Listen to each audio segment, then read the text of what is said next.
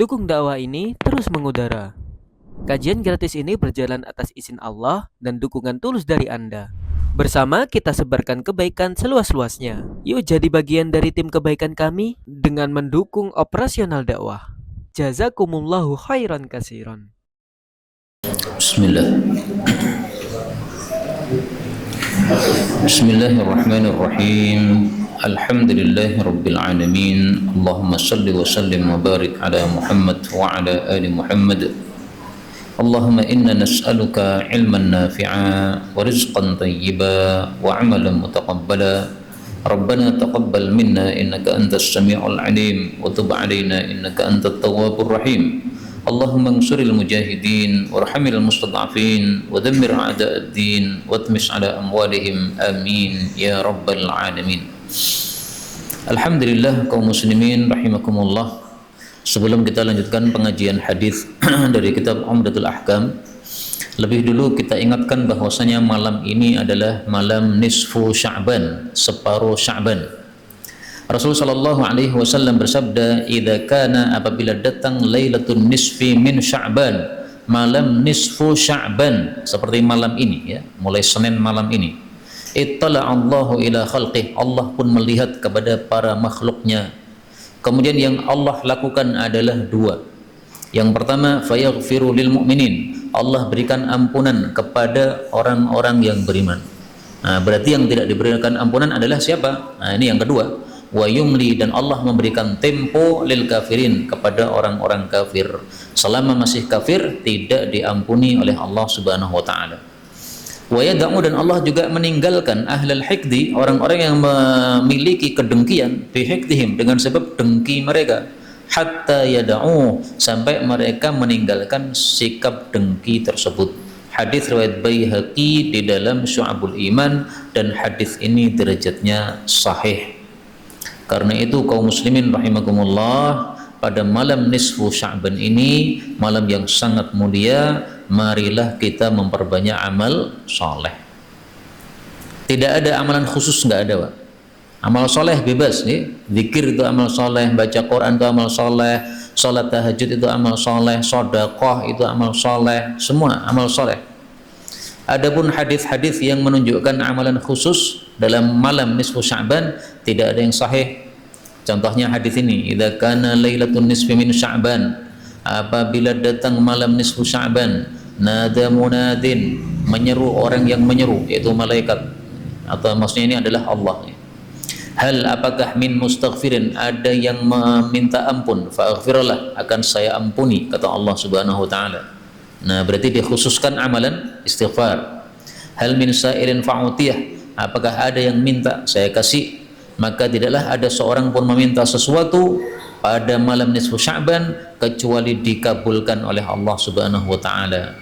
Kecuali dua orang, orang yang berzina dengan farjinya dan orang yang musyrik, maka tidak dikabulkan oleh Allah Subhanahu wa taala. Hadis riwayat Baihaqi dalam Syu'abul Iman, derajatnya dhaif. Tapi bolehkah kita perbanyak doa dan perbanyak istighfar pada malam nisfu Sya'ban ini? Boleh. Karena ini termasuk amal soleh. Jadi begini faedahnya para ulama. Amal soleh itu setiap saat kita dihasung untuk melakukan. Apalagi kepada waktu-waktu yang utama. Pada malam nisfu Sya'ban, pada 10 akhir Ramadan, pada 10 awal Dzulhijjah, dan malam-malam atau waktu-waktu yang memiliki keutamaan lainnya. Ini sebagai pengingat ya, sehingga marilah kita banyak beramal pada malam ini, dan jangan sekali-kali kita menorehkan amal jelek pada malam nisfu Sya'ban ini. Allah Subhanahu wa taala memberikan kemuliaan, diampuni hamba-hambanya, malah kita menambah dosa. Na'udzubillahi min syarri dzalik. Monggo Ustaz. Hadis 430, harus sebutan. Monggo. Bismillahirrahmanirrahim. Wa Abi Musa al-Asma'i radhiyallahu anhu, lamma ba'athahu Nabi sallallahu alaihi wasallam ila Yaman, thumma atba'ahu Mu'adz bin Jabal. Walamma qadima alaihi adkhalahu sadada. Wa qala lahu imshi wa idza rajulun indahu musafir. Qala ma hada? Qala kana yahudiyan wa aslama. Thumma ta'awwada. Qala ثم تعود قال اجلس قال لا أجلس حتى يقتل قضاء الله عز وجل وقضاء رسوله وقضاء رسوله صلى الله عليه وسلم ثلاث مرات qalahu thalatha marrat. قال ثلاث مرات فأمر به Ya. Dari Abu Musa al-Ash'ari radhiyallahu anhu yang bernama Abdullah bin Qais. Dia mengatakan, lamma tatkala ba'athahu, telah mengutusnya an-nabiyyu Nabi Muhammad sallallahu alaihi wasallam. Diutus kemana? Ilal Yaman, ke arah Yaman. Untuk apa? Untuk dakwah tentu saja. Thumma kemudian atba'ahu, Nabi mengiringi Mu'adz bin Jabal, Mu'adz bin Jabalin dengan Mu'adz bin Jabal. Nah, jadi dua orang yang diutus ke Yaman untuk dakwah. Falamma maka tatkala qadima, datang si Mu'adz alaihi kepada si Abu Musa, alqa, Abu Musa memberikan ilaihi kepada Mu'adz wisadatan, bantal. Bantal ini bantal untuk duduk, Pak. Ini kebiasaan orang Arab, lesehan kemudian dikasih bantal, ya, karena apa? Supaya enggak kotor. Waqala, dan dia mengatakan, ingzil, silahkan turun, yaitu maksudnya turun dari kudanya. Waqala lahu, waqala lahu, kurang lahu di sini. Dan dia berkata kepada Mu'adz, ingzil, turunlah, yaitu dari kuda. Wa idza, ternyata rajulun, ada seorang laki-laki, indahu, di hadapan Abu Musa, muthaqun, diikat. Qala, Mu'adz bertanya, ma hadza, apa ini? Kenapa ada orang diikat? Qala, Abu Musa menjawab, kana, adalah orang ini Yahudiyan, asalnya Yahudi. Fa aslama, lalu masuk Islam. Thumma, kemudian tahawwada, menjadi Yahudi lagi, berarti murtad, Pak. Qala, Abu Musa mengatakan, ijlis, silahkan duduk. Qala, Mu'adz mengatakan, la ajlisu, saya tidak mau duduk, hatta, sehingga yuqtala, orang ini dibunuh. Qada'ullahi, ini adalah keputusan dari Allah Azza wa Jal, wa qada'u, dan keputusan dari rasulihi, rasulnya sallallahu alaihi wasallam. Qalahu, cara membacanya gitu, nggih. Dia mengucapkan kata-kata ini thalatha marratin, sebanyak 3 kali. Fa umira bihi faqutila, lalu diperintahkanlah terhadap si Yahudi tadi, si murtad tadi, faqutila, lalu dia pun dibunuh. Al hadis ini karena hadisnya diringkas, maka ditutup dengan kata-kata al hadis. Kaum muslimin rahimani wa rahimakumullah, jangan lupa kemarin itu babnya membahas 3 masalah. Silahkan dilihat pada halaman sebelumnya. Di situ ada Kitabul Bughati wal Imamati war Riddah. Kitab tentang pemberontak. Ini sudah kita bahas kemarin, yang memberontak terhadap pemerintah yang sah. Yang kedua tentang imamah, yaitu imamah uzma atau khilafah atau amirul mukminin. Yang ketiga adalah riddah, tentang murtad dari agama Islam. Nah, hadis yang kita baca ini berkaitan dengan murtad dari agama Islam. Bahwasanya kalau ada orang murtad dari agama Islam, maka hukumannya adalah apa? Yuqtal, dibunuh. Ini jelas sekali, dia mengatakan la ajlisu hatta yuqtal, saya tidak mau duduk sebelum orang ini dibunuh. Kemudian diperselisihkan oleh para ulama, apakah hukum ini berlaku untuk laki-laki dan perempuan atau hanya laki-laki saja? Pendapat jumhur, laki dan perempuan sama, murtad dibunuh, karena dalam Islam tidak dibedakan hukum antara laki dan perempuan. Madhab Hanafi membedakan, kalau laki-laki dibunuh, kalau perempuan dibuih sampai dia mati. Nah, dalam hadis yang sahih Nabi mengatakan, man, barang siapa yang baddala dinahu, mengganti agamanya, yaitu murtad maksudnya, faqtuluhu, maka bunuhlah dia. Nah, hadis ini menguatkan pendapat jumhur bahwa yang dibunuh adalah laki dan perempuan, karena man itu namanya isim mausul, menunjukkan umum, ya, siapapun juga. Nah, laki-laki murtad bunuh, perempuan murtad bunuh, ini umum, ya. Tetapi yang membunuh ini adalah khalifah atau pemerintah, Pak. Sekarang tidak ada khalifah, ya berarti de factonya sekarang yang memimpin di suatu negara adalah presiden. Nah, berarti presidennya yang menegakkan hukuman had ini, ya. Sehingga ini termasuk ahkam sultaniyah.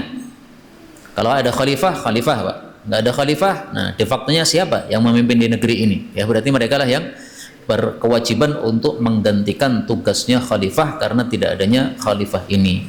Nah, sehingga ini kewajiban kalau di Indonesia bagi Pak Prabowo untuk membunuh orang-orang yang murtad dari agama Islam. Kalau dia pindah dari Hindu ke Buddha, itu bukan murtad, Pak. Dari Yahudi kepada Nasrani, Nasrani kepada Yahudi itu bukan murtad, itu sama-sama kafir nih. Makanya para ulama mengatakan apa? Al-kufru, kekafiran itu millatun wahidatun, satu agama. Jadi bukan banyak agama, satu agama, hanya beraneka ragam. Seperti makanan, sama-sama makanan, tapi beraneka ragaman. Nah, kalau minuman itu adalah jenis yang lain. Nah, maka ini ada agama, ada dua, ada Islam, ada kafir. Yang kafir pindah kepada Islam, Muslim. Yang Muslim pindah kepada kafir, murtad. Nah, itu yang kita bahas adalah yang murtad ini. Sudah selesai alhamdulillah kitab ini. Kemudian kita lanjutkan kitab baru. Beliau mengatakan Kitabu Haddi Az-Zina, kitab tentang hukuman had bagi orang yang melakukan zina. Monggo Ustaz. Anna rajulan min aslama atan nabiyya sallallahu alaihi wasallam wa syahida ala nafsihi arba'a syahadatin annahu qad zana wa amara bihi Rasulullah sallallahu alaihi wasallam fa'uduma wa kana qad uqsina wa fi lafdhin qala lahu uqsita qala na'am.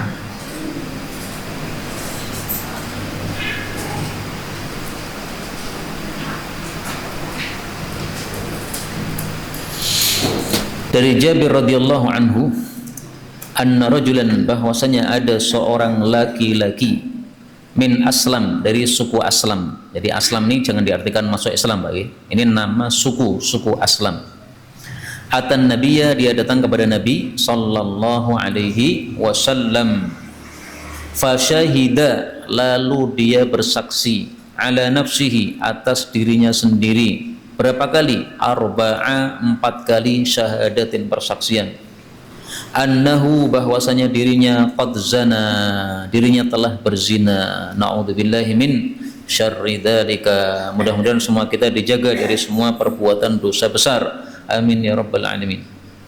Fa amara bihi, maka memerintahkan terhadap orang tadi Rasulullah sallallahu alaihi wasallam. Diperintahkan untuk apa? Farujima, lalu dia pun dirajam. Nah, berarti diperintahkan untuk dirajam. Wakana, dan adalah orang itu qad, sungguh, ahsana, dia telah muhsan alias sudah menikah. Wa fi lafdhin, dan dalam lafal yang lain, qala lahu, berkata kepadanya Nabi sallallahu alaihi wasallam, ahsanta, apakah kamu sudah muhsan alias sudah menikah? Qala, dia menjawab, na'am, ya. Hadis ini menunjukkan bahwa di dalam Islam kalau ada orang berzina maka hukumnya adalah apa? Dirajam. Tapi ada dua macam, Pak. Yang pertama adalah al-muhsan. Yang kedua adalah ghairul muhsan. Muhsan itu definisinya sudah nikah dan sudah jima. Berarti kalau baru jima belum nikah maka belum muhsan.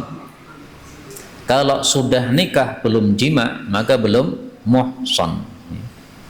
Nah, orang yang seperti ini hukumannya satu, rajam. Adapun dalam hadis yang lain disebutkan dicambuk dulu baru kemudian dirajam, itu mansukh. Terus yang kedua adalah ghairul muhsan, orang yang belum muhsan, berarti yang masih perjaka, belum pernah menikah, belum pernah jima, atau belum pernah menggabungkan antara nikah dan jima. Kalau baru nikah saja belum jima, belum muhsan. Sudah jima tapi belum nikah, nah berarti belum muhsan. Ini hukumannya dua. Yang pertama adalah jalad, dicambuk 100 kali. Yang kedua adalah taghrib, diasingkan selama 1 tahun. Nah, maka untuk yang muhsan hukumannya 1. Untuk yang belum muhsan hukumannya 2. Dicambuk ini supaya kapok, diasingkan ini supaya tidak ada yang membicarakan lagi, Pak. Kalau dia masih berada di tengah-tengah kampung itu maka masih ada yang membicarakan. akhirnya bisa menimbulkan kerusakan, baik kerusakan kepada pelakunya sendiri, ya, jadi malas untuk apa, ketemu orang, akhirnya nggak mau sholat jamaah ke masjid dan sebagainya. Nah, banyak masalah yang akan muncul dari sebab hal tersebut. Nah, maka supaya dia lupa dari perbuatannya, orang-orang juga lupa dari perbuatannya tersebut.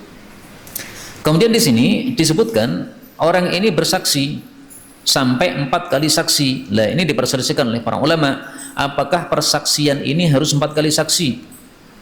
Persaksian maksudnya pengakuan.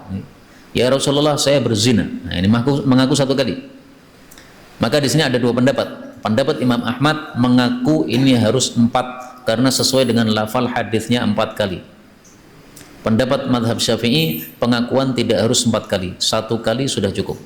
Karena dalam kasus yang lain Rasulullah menyuruh orang yang dikatakan berzina untuk dicek. Ditanya, apakah betul berzina? Ternyata dia mengatakan, betul saya berzina. 1 kali Pak, langsung dirajam oleh Nabi Sallallahu Alaihi Wasallam.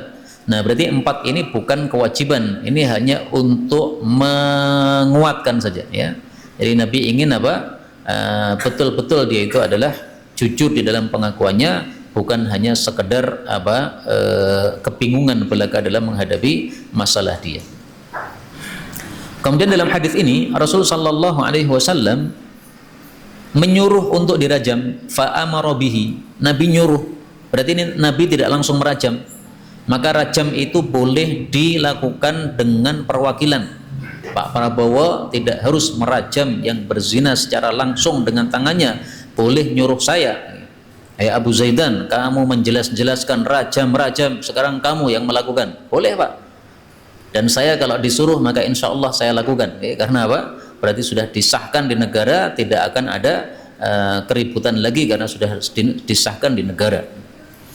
Kemudian di sini dikatakan ahsanta, apakah kamu sudah muhsan? Nah, berarti ini tabayyun dulu, Pak. Maka sebelum melakukan perajaman, maka harus tabayyun dulu. Apakah betul berzina? Barangkali tidak berzina. Barangkali hanya mencium saja. Karena mencium itu juga namanya zina, tapi zina kecil. Nah, tapi tidak menyebabkan rajam. Okay. Kemudian setelah itu tabayyun yang kedua adalah apakah kamu sudah muhsan? Apakah sudah menikah? Apakah sudah pernah jima ketika apa? Menikah tersebut. Nah, kalau tabayyun sudah jelas, baru silahkan dilakukan perajaman. Monggo Ustaz.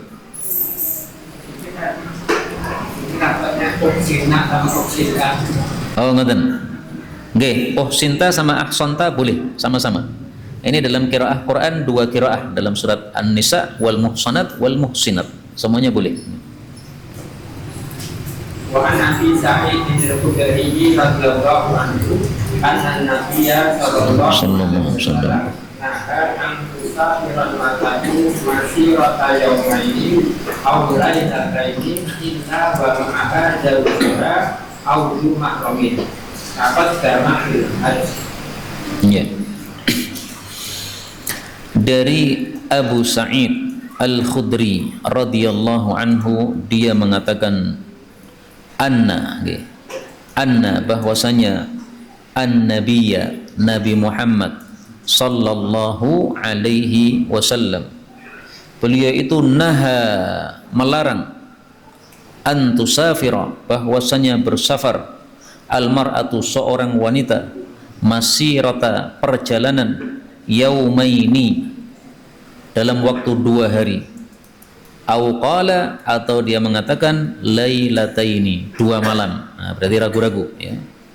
Illa, kecuali, wa ma'aha, bersama perempuan tadi, zaujuha, suaminya, au dzu mahramin, atau mahramnya. Taqaddama, hadis ini sudah lewat, fil haji, pada kitab haji. Wa muslimin rahimakumullah, hadis ini menunjukkan bahwasanya seorang perempuan tidak boleh bersafar sendirian kalau tidak ada mahramnya atau suaminya. Apa kaitannya dengan zina? Nggak ada kaitannya, Pak. Secara langsung nggak ada. Tapi maksudnya ini kalau dibiarkan itu bisa memunculkan zina. Wanita ini kan lemah, Pak. Sehingga dia harus ditemani oleh yang kuat, yaitu mahramnya atau suaminya. Suami ini bukan mahram, dia laki-laki ajnabi, tapi kemudian setelah menikah jadi halal.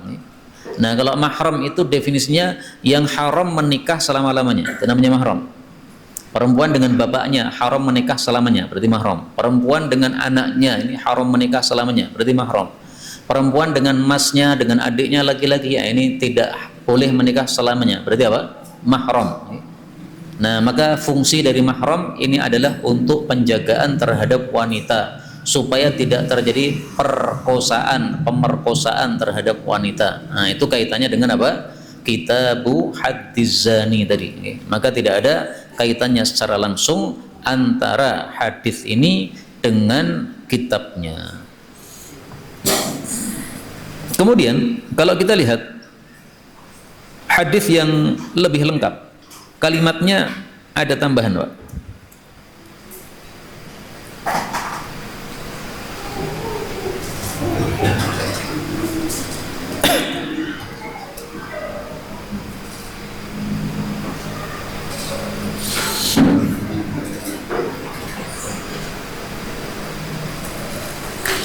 Dalam riwayat Muslim, la yakhluwanna rajulun bimra'atin illa wa ma'aha dhu mahramin wa la tusafiril mar'atu illa ma'a dhi mahramin.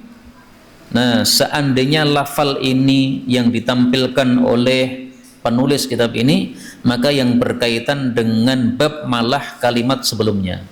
La yakhluwanna, jangan berkhalwat seorang laki-laki dengan seorang perempuan kecuali bersama mahram. Kenapa? Karena laki-laki dan perempuan kalau berduaan di tempat yang sepi, itulah yang disebut sebagai nama khalwat, maka biasanya akan terjadi perzinaan. Nah, itu yang lebih berkaitan adalah kalimat pertama, seandainya beliau menampilkan riwayat yang ini, ya, tapi beliau bukan menampilkan yang itu, beliau tampilkan yang riwayatnya Abu Sa'id Al-Khudri radhiyallahu taala anhu. Kemudian kata-kata ini, yaumaini aw lailataini, safar 2 malam 2 hari, ini bukan batasan, Pak. Safar 3 hari sama, safar 1 hari sama, kurang dari 1 hari sama. Pokoknya kalau safar harus pakai mahram. Karena itu silahkan panjenengan baca dalam kitab Sahih Muslim. Imam Muslim menampilkan beberapa hadis. Yang pertama, larangan perempuan safar 1 hari, larangan perempuan safar 2 hari, larangan perempuan safar 3 hari tanpa mahram maksudnya. Terakhir, larangan perempuan safar tanpa mahram, tidak disebutkan hari. Nah, maka kata guru kami Syekh Muhammad Awamah, maksudnya Imam Muslim adalah 1 hari, 2 hari, 3 hari, ini semuanya bukan batasan. Jadi mau 1 hari, mau 2 hari, mau 3 hari, mau kurang, mau lebih, sama aja, ya. Safar 1 jam tetap tidak boleh tanpa mahram. Misalnya dari Solo ke Jakarta, kan cukup 1 jam, Pak, naik pesawat, nggak boleh tanpa mahram. Sehingga kata-kata ini, yaumaini aw lailataini, ini adalah qaidun ghairu mu'tabar, satu penjelasan yang tidak mengikat, tidak mengikat. Jadi tidak harus 2 hari, tidak harus 3 hari. Kemudian di sini disebutkan mahram. Mahram ini menurut mayoritas para ulama syaratnya harus sudah balik. Di seorang ibu ditemani oleh anaknya, anaknya harus sudah balik. Balik itu apa? Sudah usia 15 tahun, atau sudah pernah mimpi basah, atau sudah tumbuh bulu pada kemaluan. 3 ini, apa namanya? Salah satu tandanya muncul dari 3 tanda ini. Ini menurut mayoritas ulama, ya. Menurut sebagian kecil ulama, mahram tidak harus balik apabila dia sudah bisa menjaga. Dengan istilah lain adalah dia sudah murahik. Murahik itu apa? Menjelang balik. Balik misalnya usia SMA, Pak. Nah, dia sudah usia SMP. Atau misalnya balik usia SMP 3 tahun. Nah, dia apa? Kelas 3 SMP. Usia 3 tahun gimana? Kelas SMP kelas 3. Maka dia baru kelas 2, ini murahik. Nah, panjenengan pilih pendapat yang mana terserah, tapi untuk keamanan pilih pendapat jumhur yang sudah balik. Karena itu kemarin saya tanya anak saya, Zaidan, anak pertama, sudah balik belum, Mas? Belum, Bi. Oh ya udah, berarti safar istri saya yang nganter. Seandainya sudah balik, udah saya tinggalkan anak saya yang menjaga dia karena dia sudah balik. Ini saya tidak mengikuti pendapat yang murahik, ya. Tapi seandainya terdesak, bolehlah kita mengikuti pendapat yang mengatakan murahik pun boleh untuk menjadi mahram. Monggo, Ustaz. وعن زيد بن خالد وأبي هريرة عن النبي صلى الله عليه وسلم في قصة العتيق قال واذكر يا أنيس على امرأة هذا فإن اقترفت فاقتلها. Ya. Dari Zaid bin Khalid dan dari Abu Hurairah radhiyallahu anhuma, berarti perawinya dua orang. Anin Nabi sallallahu alaihi wasallam fi qissati, di dalam kisahnya al-asifi, pegawai. Maksudnya pegawai yang berzina dengan istrinya bosnya, Pak. Qala, Rasulullah bersabda, waghdu, dan berpagi-pagilah, maksudnya pergilah, ya Unais, wahai Unais, ini nama sahabat Nabi, alam raati, kepada istrinya, hadza, si orang ini, maksudnya si bosnya ini, fa ini, maka jika tarafat, dia mengaku bahwa dia berzina, farjumha, maka rajamlah perempuan tersebut. Hadis ini menunjukkan bahwasanya kalau perempuan sudah muhsan berzina dirajam. Dan hadis ini menunjukkan bahwa pengakuan zina tidak harus 4 kali, karena di sini dikatakan i'tarafat, dia ngaku, berarti tidak harus 4 kali. Kalau harus 4, Nabi pasti mengatakan fa in i'tarafat arba'an, kalau dia ngaku sampai 4 kali. Tapi nggak disebutkan 4 kali. Kemudian di sini menunjukkan bolehnya merajam dengan perwakilan, karena di sini Nabi menyuruh Unes, jadi Nabi tidak langsung merajam. Dan saya belum pernah, Pak, melihat hadis Nabi merajam. Kalau ada yang menemukan, tolong dikirimkan ke saya, ya. Nabi merajam sahabatnya, saya belum menemu.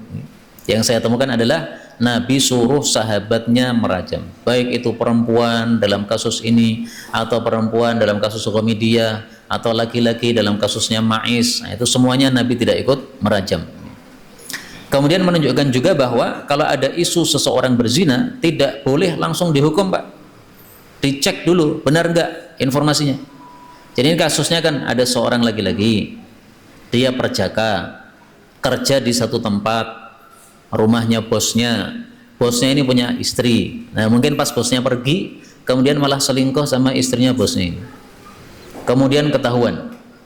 Nah, kemudian si pemuda ini oleh Nabi SAW diputuskan, kamu dicambuk 100 karena kamu perjaka.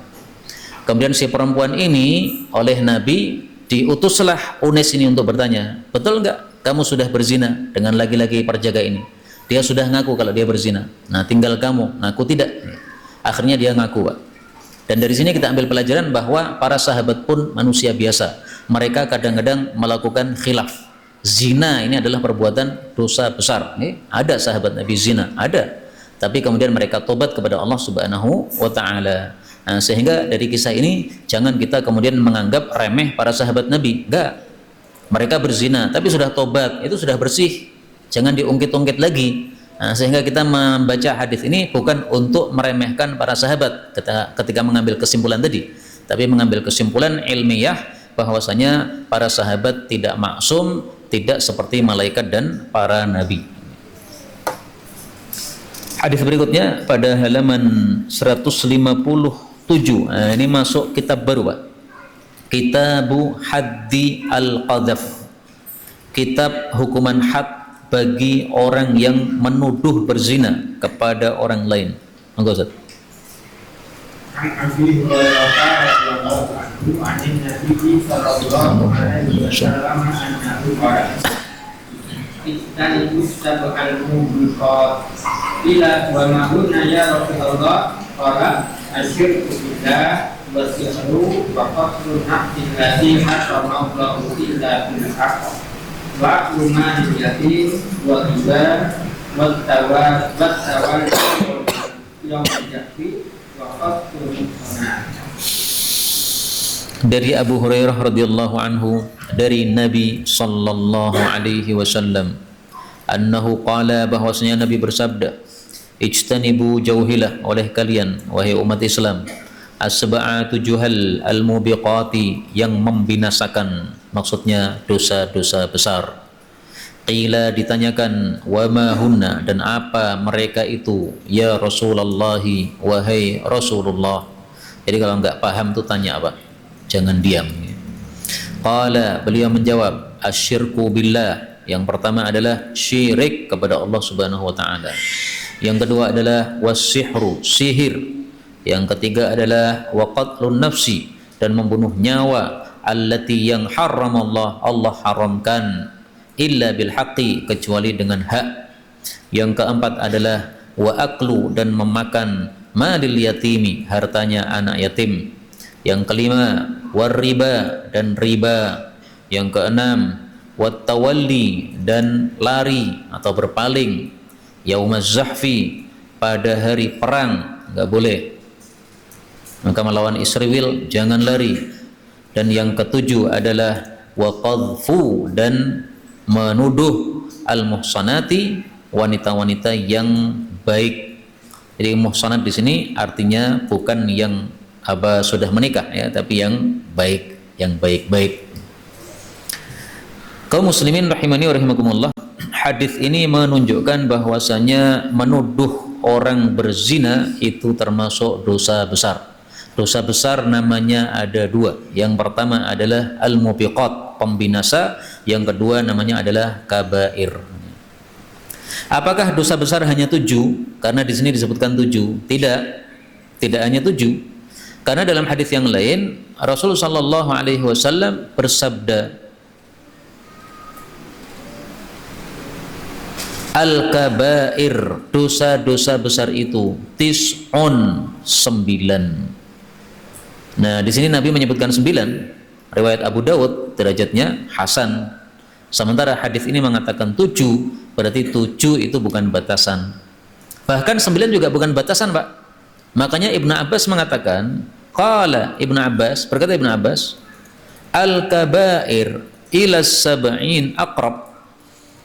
Dosa besar itu mendekati 70. Maksudnya bukan 7, tapi lebih tepatnya 70 karena banyaknya. Makanya Imam Zahabi menulis kitab judulnya Al-Kabair, isinya dosa-dosa besar. Beliau kumpulkan sampai 70 dosa besar. Di antara dosa besar kata Imam Zahabi adalah isbal. Karena itu hati-hati, Pak, jangan mudah-mudah isbal, dosa besar. Isbal itu bagaimana? Kita melotorkan celana kita sampai lebih rendah daripada mata kaki. Ini mata kaki, kemudian ini sampai di bawahnya mata kaki. Nggak boleh. Ini. Maka di batasnya mata kaki. Ini. Jangan sampai lebih rendah. Ini dosa besar. Nah, sebagaimana kata Imam Az-Zahabi rahimahullah ta'ala. Kita bahas satu persatu dosa besar. Yang pertama adalah syirik. Dan ini sesuai dengan hadis yang kedua tadi. Rasul mengatakan a'dhamuhunna, yang paling besar adalah syirik kepada Allah Subhanahu wa taala. Yang kedua adalah sihir. Nah, dan sihir ini disebut kafir oleh Allah Subhanahu wa taala di dalam Al-Qur'an surat Al-Baqarah. Wa ma kafara Sulaimanu walakinna asyayatina kafaru yu'allimuna an-nasa as-sihra. Al-Baqarah 102. Dan tidaklah kafir Nabi Sulaiman, tapi setanlah yang kafir. Kenapa? Mereka mengajarkan kepada manusia akan sihir. Nah, disebutnya sihir dengan istilah kafir, menunjukkan sihir termasuk dosa besar. Yang ketiga adalah membunuh nyawa yang diharamkan oleh Allah. Misalnya orang muslim, tidak boleh dibunuh kan? Nah, maka tidak boleh dibunuh. Ini termasuk dosa besar. Bahkan menurut para ulama, dosa besar yang kedua setelah syirik itu adalah membunuh. Mereka berdalil dengan surat Al-Furqan ayat 68. Allah mengatakan walladzina la yad'una ma'allahi ilahan akhar, ini syirik, wala yaqtuluna an-nafsa, ini membunuh, wala yaznun, ini zina. Nah, berarti urutannya dosa besar 3 ini. Syirik, membunuh, zina. Karena itu di sini Nabi sebutkan yang ketiga, ya, membunuh. Kalau dalam riwayat yang lain Nabi sebutkan membunuh ini yang kedua, wa qatlun nafsi, ini yang kedua, sesuai dengan urutan ayat tadi. Kemudian yang keempat adalah memakan hartanya anak yatim. Ini dalam Al-Qur'an diancam dengan neraka. Allah Subhanahu wa taala mengatakan alladzina ya'kuluna amwalal yatama innama ya'kuluna fi butunihim nara. An-Nisa 10. Sesungguhnya orang-orang yang makan harta anak yatim secara zalim, tiada lain memakan dalam perut mereka akan api neraka. Nah, semua yang diancam dengan neraka ini dosa besar. Makanya para ulama mengatakan 4 Kalau diancamkan dalam dosa berarti dosa besar. Neraka, laknat, murka, hukuman had. Ini dosa besar. Kemudian yang kelima adalah riba. Nah, riba ini baik yang mengambil maupun yang memberikan, Pak. Kita pinjam dari bank 1 juta, kembalinya 1.100.000. Berarti kita ngasih, masuk riba. Dosa besar. Banknya dosa besar, kitanya dosa besar. Kitanya pemberi makan riba, banknya pemakan riba. Atau dibalik ya. Kita nyimpan uang di bank. Kemudian akadnya bukan mudharabah. Kalau mudharabah bagi hasil kan masih boleh ya. Meskipun kalau bank kita perlu berhati-hati ya. Mudharabah tenanan pora. Atau hanya namanya tok mudharabah, padahal tidak. Nah, maka kalau kita menabung uang di bank, kemudian ada bunganya setiap bulan mana 1 juta menjadi 1.100.000 atau 1.010.000 misalnya. Nah, anak-annya ini haram. Kita ambil berarti kita makan yang haram. Banknya memberi makan yang haram. Nah, jadi bank itu bisa pemakan, bisa pemberi makan. Kitanya juga bisa pemakan, juga bisa pemberi makan. Tergantung akadnya bagaimana. Nah, maka jangan riba. Dan tadi di Gunung Kidul kita kajian tentang fikih sholat. Itu salah satu yang disebutkan dalam kitab itu adalah hendaklah yang jadi imam itu orang yang baik secara zatnya, secara sifatnya, dan juga secara nasabnya gitu. Nah, kemudian salah satu penjelasannya adalah bahwa sifatnya yang baik atau perbuatannya yang baik itu bukan orang yang melakukan dosa-dosa besar. Nah, maka pelaku dosa besar dalam hal riba ini adalah misalnya orang kerja di bank, itu jangan sama sekali disuruh jadi imam, Pak. Dia nyumbang banyak untuk masjid tapi kerja di bank, jangan suruh jadi imam. Kenapa? Imam harus orang yang baik, bukan orang yang makan harta riba. Kemudian yang keenam adalah lari pada saat perang. Nah, maka hukumnya haram lari dari perang, kecuali kalau 1 lawan 10, nah, boleh lari. 1 lawan 3 boleh lari. Tapi 1 lawan 2 tidak boleh lari. Sebagaimana kalam Allah Subhanahu wa taala dalam Al-Qur'an. Al-ana khaffafallahu 'ankum wa 'alimma anna fiikum dha'fa. Fa iyyakum minkum mi'atun sabiratun yaghlibu mi'atain.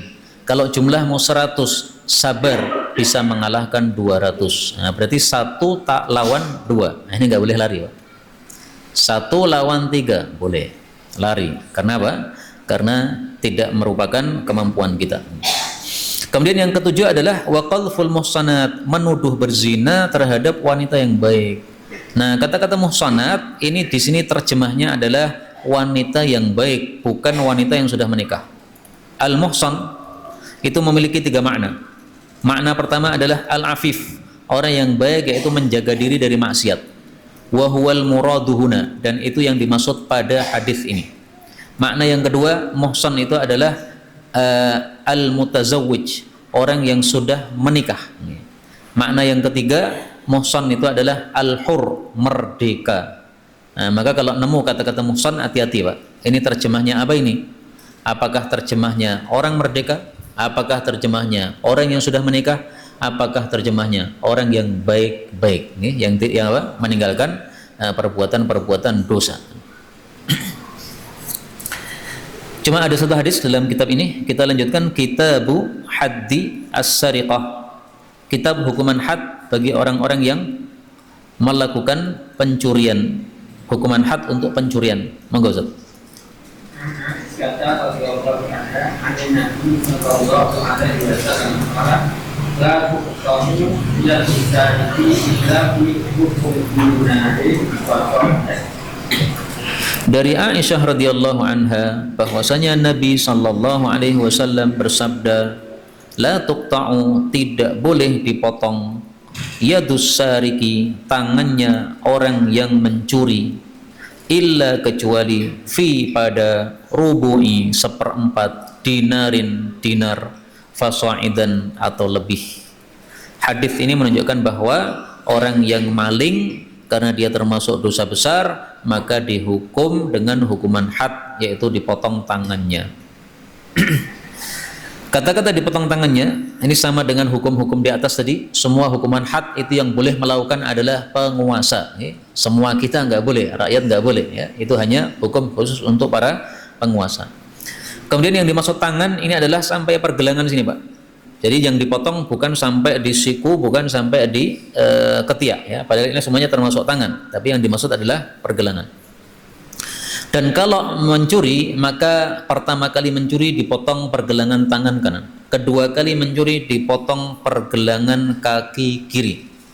Mencuri yang ketiga tangan kiri di pergelangannya. Mencuri yang keempat kaki kanan di bagian pergelangannya.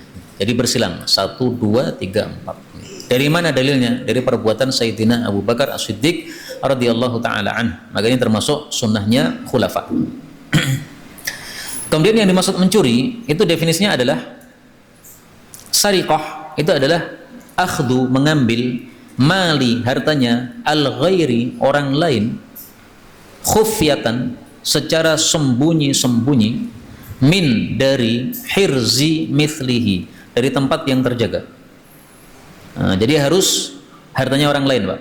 Kalau hartanya sendiri kita ambil, bukan termasuk maling. Kemudian ngambilnya sembunyi-sembunyi karena belum diizinkan. Kalau sudah diizinkan silahkan, bukan maling namanya. Maka kalau tidak sembunyi-sembunyi namanya bukan maling.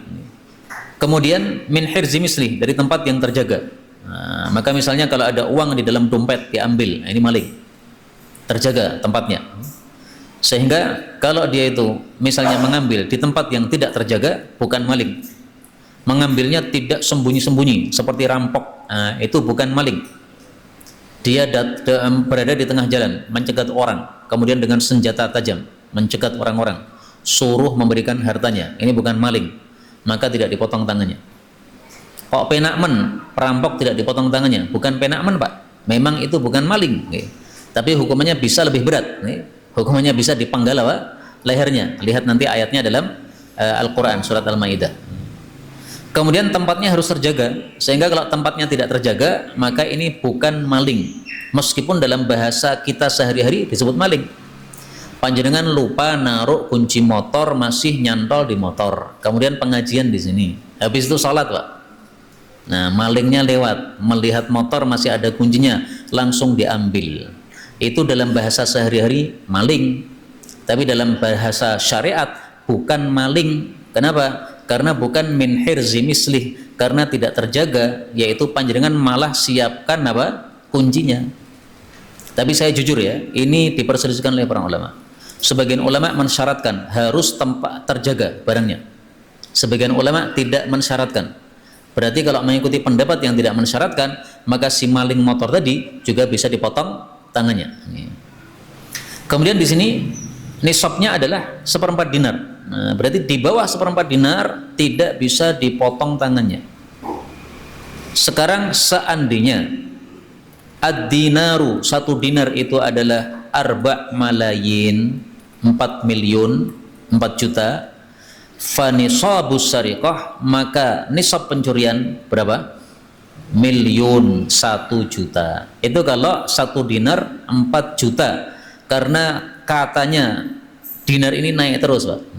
Terakhir yang saya lihat itu 1 dinar sekitar 4 juta. Nah, berarti 1 juta ke atas dipotong tangannya. Ini laptop dimaling orang, potong tangannya, karena ini nilainya bisa lebih dari 1 juta. Kacamata ini, Pak, dimaling, Pak, oleh seseorang, nggak ada potong tangan. Kenapa? Kurs 1 seket, murah. Ini dimaling, ini nggak ada potong tangan. Ini katanya 250.000. Tapi kalau yang miliknya media ini 1 juta. Nah, maka yang ini dimaling potong tangan, yang ini dimaling nggak potong tangan. Nilainya beda, meskipun barangnya sama-sama perekam. Satunya harga 1 juta, satunya harga 250.000. Nah, jadi hukum Islam itu sangat-sangat jelas, tidak abu-abu, hukumnya sangat jelas sekali. Monggo, Ustaz. وعن ابن عمر رضي الله عنه أن النبي صلى الله عليه وسلم وقع في جنة في المسجد وفي الأرض لما تبني على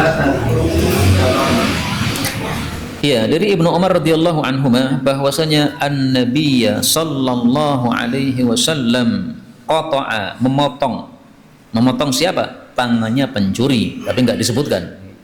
Fi mijannin, karena 1 perisai tameng dimaling. Qimatuhu, yang nilainya tameng tadi Wa fi lafdhin, dalam lafal yang lain, thamanuhu, harganya tameng tadi adalah salasatu darahim, 3 dirham. Kaum muslimin rahimani wa rahimakumullah, kenapa hadis ini ditaruh nomor 2 bukan nomor 1? Karena salasatu darahim, 3 dirham ini bukan menjadi pedoman. Yang menjadi pedoman adalah hadis yang sebelumnya, yaitu rubu' dinar, 1/4 dinar. Sehingga kita tidak boleh mengatakan nisab pencurian adalah 3 dirham. Tidak benar, karena ini bukan pedoman. Lah kenapa di sini disebutkan 3 dirham? Karena zaman dulu 3 dirham itu senilai dengan nisfu dinar, separuh dinar. Jadi zaman dulu 1 dinar itu senilai 12 dirham. Sehingga 1/4-nya adalah apa? 3. 3 kali 4, 12. Jadi zaman dulu naik turun ya, dirham itu kadang 10 dirham sama dengan 1 dinar, kadang 12 dirham sama dengan 1 dinar. Nah, pas itu senilai 12 dirham. Sehingga di sini Nabi mengatakan 3 dirham. Adapun kalau sekarang kita terapkan 3 dirham dipotong, nah itu banyak yang kepotong tangannya, Pak. Karena 1 dirham saya dulu beli sekitar 50.000. Nah, berarti 3 dirham 150.000. Maling kacamata saya potong tangannya. Nah, kebanyakan yang apa? Dipotong tangannya nanti. Inilah yang dapat kita pelajari betulnya dari Allah Subhanahu wa taala. Kalaupun ada salahnya, fa astaghfirullahal azim li wa lakum.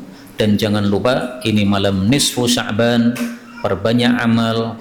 Mudah-mudahan Allah Subhanahu wa taala mengampuni kita semuanya dan memasukkan ke dalam jannahnya tanpa hisab, tanpa adab. Amin ya rabbal alamin. Subhanakallahumma rabbana bihamdika asyhadu an la ilaha illa anta astaghfiruka wa atubu ilaik. Walhamdulillahi rabbil alamin. Monggo, Pak. Silahkan. Mencuri apa? Pakan, harganya berapa?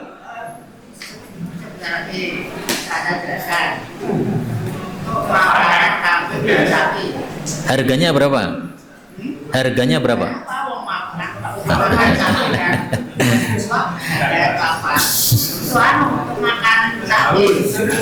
Iya. Kalau dia itu mengambilnya dari tempat yang terjaga, dan sudah mencapai nisab, yaitu senilai 1 juta, berarti nggak dipotong, nggak dipotong, nggak dipotong, nggak dipotong.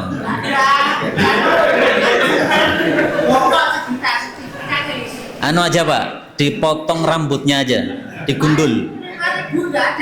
Oke, nah, digundul rambutnya aja, dipotong rambutnya. Yeah. Dukung dakwah ini terus mengudara. Kajian gratis ini berjalan atas izin Allah dan dukungan tulus dari Anda. Bersama kita sebarkan kebaikan seluas-luasnya. Yuk jadi bagian dari tim kebaikan kami dengan mendukung operasional dakwah. Jazakumullahu khairan katsiran.